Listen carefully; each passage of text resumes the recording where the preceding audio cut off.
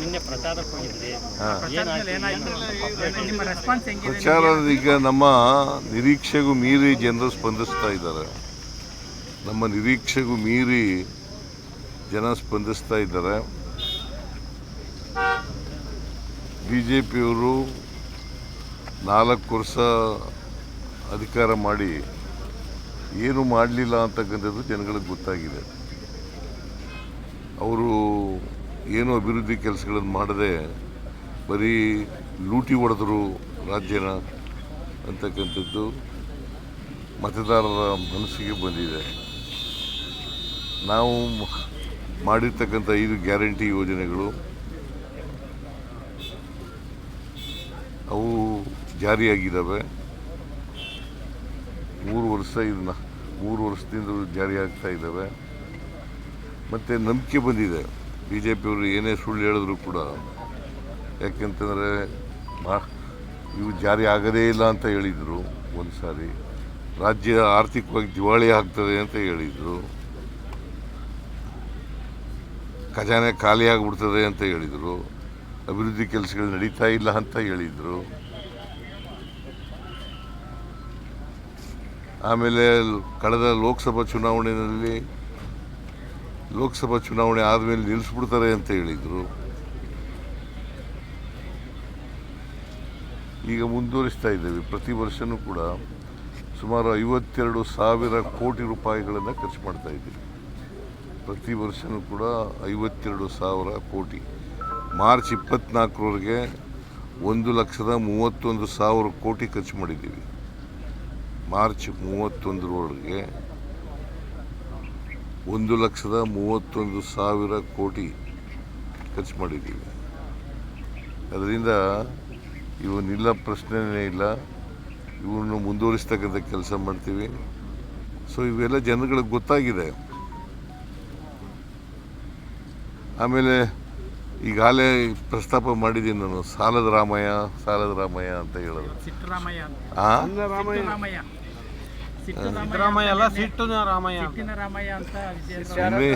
ಏನಾದ್ರು ಬಾಯಿ ಬಂದಾಗ ಮಾತಾಡ್ತಾರೆ. ನೋಡ್ರಿ, ಎಲ್ಲ ಅಭಿವೃದ್ಧಿ ರಾಷ್ಟ್ರಗಳು, ಎಲ್ಲ ರಾಜ್ಯಗಳು ಸಾಲ ಮಾಡಲೇಬೇಕು. ಸಾಲ ಮಾಡುವಾಗ ಮಿತಿ ಒಳಗಡೆ ಇರಬೇಕು. ಸಾಲ ಮಿತಿ ಒಳಗಡೆ ಇರಬೇಕು. ನಮ್ಮದು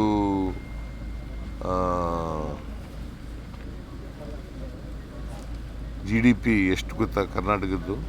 33,05,500 ಕೋಟಿ. GST ಅಲ್ರಿ, GDP. ರಾಜ್ಯದ GDP, gross domestic product. GDP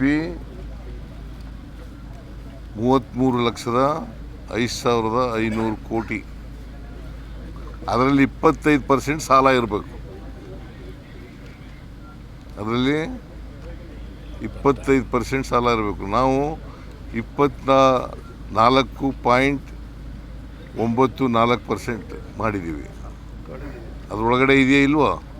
ಮತ್ತು ಸಾಲ ಹೆಂಗೆ ಮಾಡಿದ್ದೀವಿ, ಸಾಲ ಜಾಸ್ತಿ ಮಾಡಿದ್ದೀವಿ ಅಂತ ಹೇಳೋದು ಹೆಂಗೆ? ಫಿಸ್ಕಲ್ ರೆಸ್ಪಾನ್ಸಿಬಿಲಿಟಿ ಆಗಿದೆ. ಫಿಸ್ಕಲ್ ರೆಸ್ಪಾನ್ಸಿಬಿಲಿಟಿ ಆ್ಯಕ್ಟ್ 2002ರಲ್ಲಿ ಪಾಸ್ ಮಾಡ್ತು. ಒಂದು ರಾಜ್ಯದ ಆರ್ಥಿಕ ಪರಿಸ್ಥಿತಿ ಚೆನ್ನಾಗಿರ್ಬೇಕಾದ್ರೆ 3 ಮಾನದಂಡಗಳನ್ನು ಹೇಳಿದೆ ಆ ಕಾನೂನಿನಲ್ಲಿ. ಒಂದನೇದು ಫಿಸ್ಕಲ್ ಡಿಫಿಸಿಟ್ಟು 3% ಒಳಗಡೆ ಇರಬೇಕು. GDPಯ 3% ಒಳಗಡೆ ಇರಬೇಕು. ನಮ್ಮದು 3% ಒಳಗಡೆ ಇದೆ. 2.95. ಸಾಲ 25% ಒಳಗಡೆ ಇರಬೇಕು. GDPಯ 25% ಒಳಗಡೆ ಇರಬೇಕು. ರೆವಿನ್ಯೂ ಸರ್ಪ್ಲಸ್ ಇರಬೇಕು. ನಮ್ಮದು ರೆವಿನ್ಯೂ ಸರ್ಪ್ಲಸ್ಸು ಮಾಡೋಕ್ಕಾಗಿಲ್ಲ. ಯಾಕಪ್ಪ ಅಂತಂದರೆ ಕೇಂದ್ರ ಸರ್ಕಾರದವರು ನಮಗೆ ಕೊಡಬೇಕಾಗಿದ್ದಂಥ ಹಣವನ್ನು ಕೊಡಲಿಲ್ಲ. ನಂಬರ್ 1. ನಂಬರ್ 2, ನಂಬರ್ 2, ಮಧ್ಯದಲ್ಲಿ ಸೆಪ್ಟೆಂಬರ್ ತಿಂಗಳಲ್ಲಿ GSTಯನ್ನು ರ್ಯಾಷನಲೈಸ್ ಮಾಡಿದ್ರು. ಯಾವಾಗ ಮಾಡಿದ್ದು ಅದನ್ನು? ಸೆಪ್ಟೆಂಬರ್ ತಿಂಗಳಿಂದ ಜಾರಿಗೆ ಬರೋಕ್ಕೆ ಮಾಡಿದ್ರು. ಕಡಿಮೆ ಮಾಡಿಬಿಟ್ರು ಅನೇಕ ಇದನ್ನು. ಯಾಕೆಂತಂದರೆ ಬಿಹಾರ್ ಚುನಾವಣೆ ಇತ್ತು, ಅದಕ್ಕೋಸ್ಕರ ಮಾಡಿದ್ರು. ನಾವೆಲ್ಲ ಅಂದಾಜು ಮಾಡಿದ್ದು GST ಇಷ್ಟು ದುಡ್ಡು ಬರ್ಬೋದು ನಮಗೆ ತೆರಿಗೆನಲ್ಲಿ. 1,20,000 ಕೋಟಿ ತೆರಿಗೆ ಬರಬೇಕಾಗಿತ್ತು. ನಮಗೆ 10,000 ಕೋಟಿ ಕಡಿಮೆ ಆಯಿತು. ಅದರಲ್ಲಿ 10,000 ಕೋಟಿ GST ರ್ಯಾಷನಲೈಸ್ ಮಾಡೋಕ್ಕೆ ಮುಂಚಿತವಾಗಿ, ತೀರ್ಮಾನ ಮಾಡೋಕ್ಕೆ ಮುಂಚಿತವಾಗಿ 10% ಗ್ರೋತ್ ಇತ್ತು ನಮ್ಮ ರಾಜ್ಯದಲ್ಲಿ. 10% ಗ್ರೋತ್, GST ಗ್ರೋತು 10% ಗ್ರೋತ್ ಇತ್ತು. ಅದು 4% ಇಳಿದುಬಿಡ್ತು. ಡೆಫಿಸಿಟ್ ಆಗಿದ್ದರಿಂದ 10,000 crore ಡೆಫಿಸಿಟ್ ಆಗಿದ್ದರಿಂದ ಗ್ರೋತ್ ರೇಟ್ ರೀ, ಅಲ್ಲ ಬೆಳವಣಿಗೆ ದರ 10% ಇದ್ದದು 4% ಇಳಿದುಬಿಡ್ತು. ಅದರಿಂದ ನಮಗೆ 10,000 ಕೋಟಿ ಕಡಿಮೆ ಆಯಿತು. 10,000 ಕೋಟಿ ಕಡಿಮೆ ಆಯಿತು. ಮುಂದಿನ ವರ್ಷ 15,000 ಕೋಟಿ ಕಡಿಮೆ ಆಗುತ್ತೆ. ಆಮೇಲೆ ಕೇಂದ್ರ ಸರ್ಕಾರ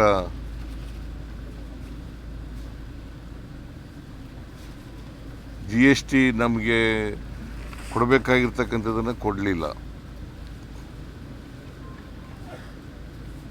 ಸುಮಾರು 11,495 ಕೋಟಿ 11,495 ಕೋಟಿ ವಿಶೇಷ ಗ್ರ್ಯಾಂಟ್ಸ್ ಕೊಡ್ತೀವಿ ಅಂತಂದಿದ್ರು, ಅದು ಕೊಡಲಿಲ್ಲ. 15ನೇ ಹಣಕಾಸಿನ ಆಯೋಗದಲ್ಲಿ ತೆರಿಗೆ ಕಡಿಮೆ ಆಯಿತು ಅಂತೇಳಿ 11,495 ಕೋಟಿ ಕೊಡಲಿಲ್ಲ. ಆಮೇಲೆ ನಿರ್ಮಲಾ ಸೀತಾರಾಮನ್ ಅವರು ಬಜೆಟ್ನಲ್ಲಿ ಘೋಷಣೆ ಮಾಡಿದ್ದು ಅಪ್ಪರ್ ಭದ್ರಾ ಯೋಜನೆಗೆ 5,300 ಕೋಟಿ ಕೊಡ್ತೀವಿ ಅಂದ್ಬಿಟ್ಟು ಕೊಡಲಿಲ್ಲ. 2 ವರ್ಷ 3 ವರ್ಷ ಆಯಿತು.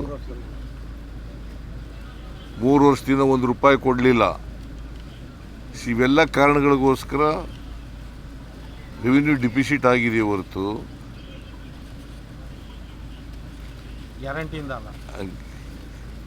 ಗ್ಯಾರಂಟಿಯಿಂದ ಅಲ್ಲ. ಇದನ್ನು ನೀವು ಸ್ಪಷ್ಟವಾಗಿ ಹೇಳಬೇಕು. ಈಗ ವಿಜೇಂದ್ರ ಹೇಳೋದನ್ನೇ ದೊಡ್ಡದಾಗಿ ಮಾಡ್ತೀರಿ. ಇವತ್ತು ನೋಡಿದ್ಯಾ ಪತ್ರಿಕೆಯಲ್ಲಿ? ಆಯ್ತಪ್ಪ, ವಿಜೇಂದ್ರ ಸರಿ ಆಯ್ಪ. ವಿಜೇಂದ್ರ ಹೇಳೋದು ಸುಳ್ಳು ಹೇಳಕ್ಕೆ ಹೇಳ್ತಾರೆ. ಬಜೆಟ್ ಮೊನ್ನೆ ಆಯ್ತಲ್ಲ, ಏನ್ರಿ ಮಾಡ್ತಾ ಇದ್ರು ಅಲ್ಲಿ? ಬಜೆಟ್ ಚರ್ಚೆ ಆಯ್ತಲ್ರಿ ಅಲ್ಲಿ? ಅಸೆಂಬ್ಲಿನಲ್ಲಿ ಚರ್ಚೆ ಆಯ್ತಲ್ಲ, ಏನು ಮಾಡ್ತಾ ಇದ್ರು ಅವರು? ಹಾಗಾದ್ರೆ ನಿದ್ದೆ ಮಾಡ್ತಾ ಇದ್ರ ಚರ್ಚೆ ಮಾಡ್ದೇನೆ? ಅಲ್ಲಿ ಏನು ಹೇಳಬೇಕು ಅದಕ್ಕೆಲ್ಲ ಉತ್ತರ ಕೊಟ್ಟಿದ್ದೀನಲ್ಲ ನಾನು. ಸುಮಾರು 4.5 ಗಂಟೆ ಉತ್ತರ ಕೊಟ್ಟಿದ್ದೀನಿ. ಬಜೆಟ್ ಮೇಲೆ ಚರ್ಚೆಗೆ 4.5 ಗಂಟೆ ವೈಟ್ ಪೇಪರ್ ಯಾಕಪ್ಪ ಮಂಡಿಸ್ಬೇಕು? ಬಜೆಟೇ ವೈಟ್ ಪೇಪರ್ ಅಲ್ವಾ? ನೀವು ಅದನ್ನು ಕೇಳೋದೇ ಇಲ್ಲ. ವೈಟ್ ಪೇಪರ್ ಅಂದ್ರೇನು? ರಾಜ್ಯದ ಆರ್ಥಿಕ ಪರಿಸ್ಥಿತಿ ಹೆಂಗಿದೆ ಅನ್ನೋದು ಇಡ್ಬೋದು. ಬಜೆಟ್ ಅಂದ್ರೇನು?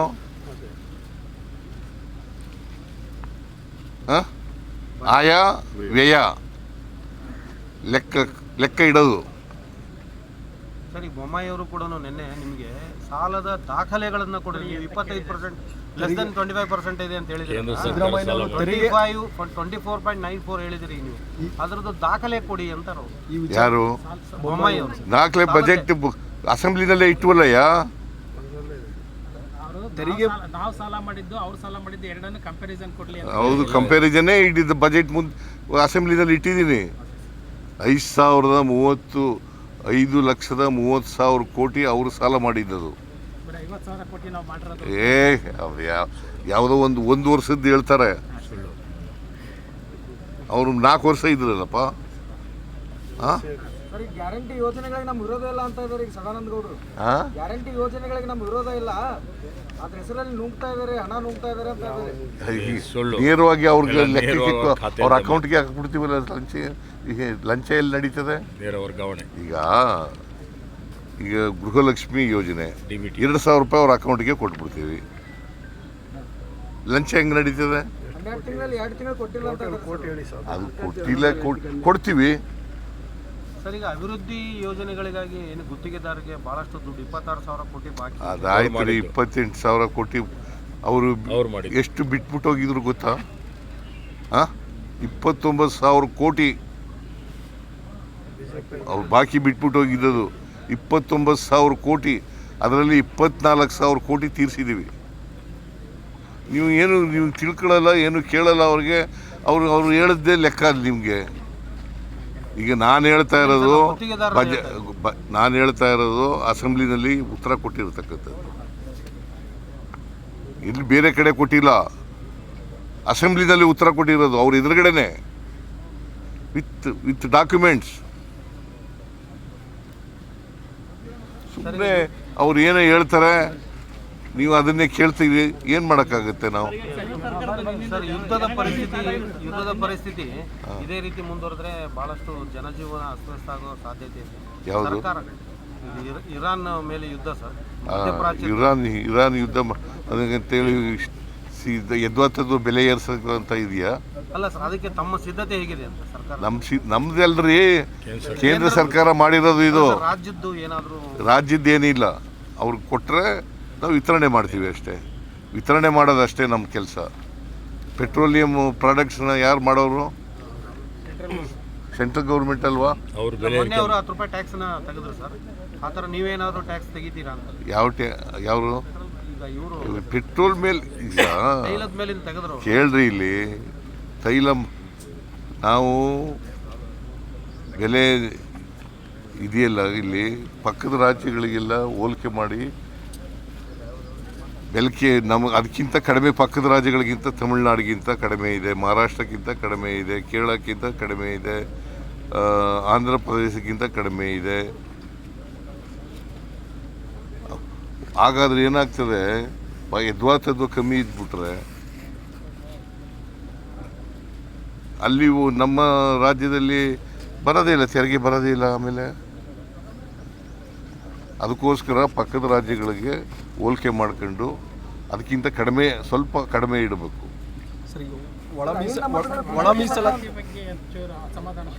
ಯಾರು ಒಳ ಮೀಸಲಾತಿಗೆ ನಾವು ಬದ್ಧವಾಗಿದ್ದೀವಿ, ಸರ್ಕಾರ ಬದ್ಧವಾಗಿದೆ. ಸರ್, ಅಹಿಂದ ಹೆಸರಲ್ಲಿ ಅನ್ಯಾಯ ಮಾಡಿದ್ದಾರೆ ಸಿದ್ದರಾಮಯ್ಯನವರು. ಅಹಿಂದ ಮತ ನಮಗೆ ಬರುತ್ತೆ ಅಂತ ಬಿಜೆಪಿ ಹೇಳ್ತಾ ಇದ್ದಾರೆ. ಯಾರು? ಬಿಜೆಪಿ ಅವರು. ನೀನು ಪ್ರಶ್ನವನ್ನ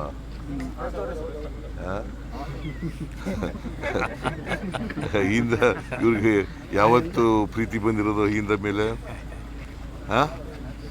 ಹಿಂದದವ್ರ ಮೇಲೆ ಪ್ರೀತಿ ಬಂದಿರೋದು ಯಾವಾಗ? ಯಾವತ್ತಾರು ಹಿಂದದ ಬಗ್ಗೆ ಮಾತಾಡಿದಾರ ಇವರು? ಹಿಂದುತ್ವ, ಹಿಂದೂ ಅದು ಬಿಟ್ಟರೆ ಬೇರೆ ಏನಾದ್ರು ಹೇಳ್ತಾರ? ದೇರ್ ಆರ್ 2 ತತ್ವಗಳಿದ್ದಾವೆ. ತತ್ವಗಳ ಇದರಲ್ಲಿ ಆರ್ಥಿಕತೆಯಲ್ಲಿ 2 ತತ್ವಗಳಿದ್ದಾವೆ. ಒಂದು ಟ್ರಿಕಲ್ ಡೌನ್ ಆರ್ಥಿಕ ಥಿಯರಿ, ಇನ್ನೊಂದು universal basic income theory. 2 theory ಗೊತ್ತಾ ನಿಮಗೆ? Trickle down and universal basic theory. ಇವರು ಯಾವತ್ತೂ ಕೂಡ BJPಯವರು ಟ್ರಿಕಲ್ ಡೌನ್ ಆರ್ಥಿಕ ಥಿಯರಿ ಇದೆಯಲ್ಲ, ಅದ್ರ ಪರ ಇರೋರು. ಅಂದರೆ ಶ್ರೀಮಂತರ ಪರ ಇರೋರು, ನಾವು ಬಡವ್ರ ಪರ ಇರೋರು. ಈಗ ಬಡವ್ರಿಗೆ ಈ ಬಸ್ನಲ್ಲಿ ಕರ್ಕೊಂಡು ಹೋಗ್ತೀವಿ ಫ್ರೀಯಾಗಿ. ಎಲ್ಲ ಮಹಿಳೆಯರಿಗೂ ಕರ್ಕೊಂಡು ಹೋಗಲ್ವಾ? BJPಯವ್ರು ಇಲ್ವ ಅಲ್ಲಿ? BJPಯವ್ರು ಇಲ್ವೇನ್ರಿ?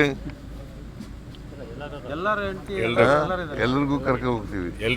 ಇಲ್ಲಿ ಸದಾನಂದ ಗೌಡ ಹೇಳ್ದಿಲ್ಲಪ್ಪ ನೀನು. ಸದಾನಂದ ಗೌಡ ಎಲ್ಲರಿಗೂ ಬಸ್ನಲ್ಲಿ ಕರ್ಕೊಂಡು ಹೋಗುವಾಗ ಫ್ರೀಯಾಗಿ ಕರ್ಕೊಂಡು ಹೋಗಿ ಲಂಚ ಎಲ್ಲಿ ನಡೀತದೆ? ಅಕ್ಕಿ ಎಲ್ರಿಗೂ ಕೊಡ್ತೀವಿ, ಸರ್, ಈಗ ಲಂಚ ಎಲ್ಲ ನಡೀತದೆ. ಬಡವರಿಗೆ ಎಷ್ಟು ಶತಮಾನಗಳ ಕಾಲ ಬಡತನದಲ್ಲೇ ಇಟ್ಟು ಸಹಾಯ ಮಾಡ್ಕೊಂಡು ಹೋದ ಹೆಂಗೆ? ನಾನು ಬಡತನ ಕಡಿಮೆ ಆಯ್ತಾ ಕಡಿಮೆ ಮಾಡ್ತೀವಿ. ಕಡಿಮೆ ಬಡತನ ಕಡಿಮೆ ಆಗ್ತದಲ್ಲ, ಈಗ ಕೊಂಡ್ಕೊಳ್ತಕ್ಕಂಥ ಶಕ್ತಿ ಎಲ್ರಿಗೂ ಬಂದಾಗ ಮಾತ್ರ ಕಡಿಮೆ ಆಗ್ತದೆ. ಯಾವಾಗಲೂ ಶಾಶ್ವತವಾಗಿ ಕಾರ್ಯಕ್ರಮಗಳಲ್ಲ, ಬಡತನ ಕಾರ್ಯಕ್ರಮಗಳಲ್ಲ. ಹಾಗಾದರೆ ಬಡತನ ಇರಬೇಕಾ? ಇರಬಾರ್ದಲ್ಲ. ಮತ್ತು ಬಾಬಾ ಸಾಹೇಬ್ ಅಂಬೇಡ್ಕರ್ ಅವರು ಏನು ಹೇಳಿದರು ಕಾನ್ಸ್ಟಿಟ್ಯೂಂಟ್ ಅಸೆಂಬ್ಲಿನಲ್ಲಿ ಭಾಷಣ ಮಾಡ್ತಾ? ಏನಂತ ಹೇಳಿದ್ದಾರೆ? ಬಡತನ ನಿರ್ಮೂಲನೆ ಅಂತ ಹೇಳಿದ್ದಾರೆ. ಹಂಗಲ್ಲ, ಎಲ್ಲರಿಗೂ ಸಾಮಾಜಿಕ ಶಕ್ತಿ ಬರಬೇಕು, ಆರ್ಥಿಕ ಶಕ್ತಿ ಬರಬೇಕು. ಸಾಮಾಜಿಕ ಸ್ವಾತಂತ್ರ್ಯ ಬರಬೇಕು, ಆರ್ಥಿಕ ಸ್ವಾತಂತ್ರ್ಯ ಬರಬೇಕು. ಅಲ್ವೇನ್ರಿ?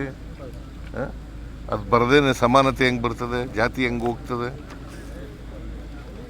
ನೀವು ಡಾಕ್ಟರ್ ಆಗಿದ್ರೆ ತಾನೇ ನಿಮ್ಮನ್ನು ಬೇರೆ ಜಾತಿಯವ್ರು ಮದುವೆ ಆಗೋದು? ಹಾಂ, ಸರ್, ಈಗ 56,000 ಹುದ್ದೆಗಳನ್ನು ತುಂಬೋದಕ್ಕೆ ಫೈನಾನ್ಷಿಯಲ್ ಕ್ರೈಸಿಸ್ ಏನು ಕ್ರೈಸಿಸ್? ಇರೋ 2% ಜನಕ್ಕೆ 52% ಬಜೆಟ್ ಖರ್ಚು ಮಾಡ್ತೀವಿ. ಅಂತಂತೂ ಮಾಡ್ತೀವಿ ರೀ. ಆಡಳಿತ ಆಯೋಗಗಳು ಅದನ್ನೇ ಸಭಾಸ್ವಾಮ್ಯ ಚಿನ್ನಪ್ಪ ಆಯೋಗ ನೋಡ್ರಿ, ಈ ಸಾರಿ 56,432 ಹುದ್ದೆಗಳನ್ನು ಭರ್ತಿ ಮಾಡ್ತೀವಿ. ಮುಂದಿನ ವರ್ಷನೂ ಭರ್ತಿ ಮಾಡ್ತೀವಿ, ಅದರ ಮುಂದಿನ ವರ್ಷನೂ ಭರ್ತಿ ಮಾಡ್ತೀವಿ. ಖಾಲಿ ಇರ್ತಕ್ಕಂಥ ಭರ್ತಿ 7.5 ಲಕ್ಷ ಹುದ್ದೆಗಳನ್ನು ಕೂಡ ಎಲ್ಲನೂ ಭರ್ತಿ ಮಾಡ್ತೀವಿ. ಸರ್, KPSC ಸುಭದ್ರವಾಗಿಲ್ಲ ಅಂತ ಯಾರು ಹೇಳಿದವರು? KPSC ನಲ್ಲಿ ಮತ್ತೆ KS ಗೆಜೆಟೆಡ್ ಪ್ರೊಬೆಷನರಿ ಪೋಸ್ಟ್ಗಳನ್ನು ಮತ್ತೆ ಈಗ ಇದಾಗಿದೆ ಅಂತ, ಅಕ್ರಮ ಆಗಿದೆ ಅಂತ ಇಂಟರ್ವ್ಯೂನ ಸ್ಥಗಿತಗೊಳಿಸಿದ್ರು. ಯಾರು? KPSC ಅವರು ಅವರು ಇಂಟರ್ವ್ಯೂ ಡೇಟ್ ಫಿಕ್ಸ್ ಮಾಡಿ ಕ್ಯಾನ್ಸಲ್ ಮಾಡಿದ್ದಾರೆ. ಈಗ ಅದನ್ನು ಯಾಕೆ ಮಾಡಿದ್ದಾರೆ ಅಂತಂದರೆ ಸರಿಯಾದ ರೀತಿಯಲ್ಲಿ ಪಕ್ಕ ಮಾಡಬೇಕು ಅಂತ ಹೇಳಿದ್ದೀವಿ, ಅದಕ್ಕೋಸ್ಕರ ಮಾಡಿ. ರಿವೈವಲ್ಗೆ ಏನಾದ್ರು ಕ್ರಮ ತಗೋತೀರಾ ಸರ್? KPSC ರಿವೈವಲ್ಗೆ ಕ್ರಮ? ಇಟ್ಸ್ ಎನ್ ಇಂಡಿಪೆಂಡೆಂಟ್ ಬಾಡಿ, ಗೊತ್ತಾಯ್ತಾ? ನಾವು ಮೆಂಬರ್ ಮಾಡುವಾಗ ಕೇಂದ್ರ ಸರ್ಕಾರದ ಜನಗಣತಿ ಯಾವುದು? ಕೇಂದ್ರ ಸರ್ಕಾರ ಜನಗಣತಿ ಸ್ಟಾರ್ಟ್ ಆಗಿದೆ ಸರ್. ನಿನ್ನೆಯಿಂದ ಶುರುವಾಗಿದೆ, 15 ವರ್ಷದ ನಂತರ ಮಾಡ್ತಾ ಇದ್ದಾರೆ.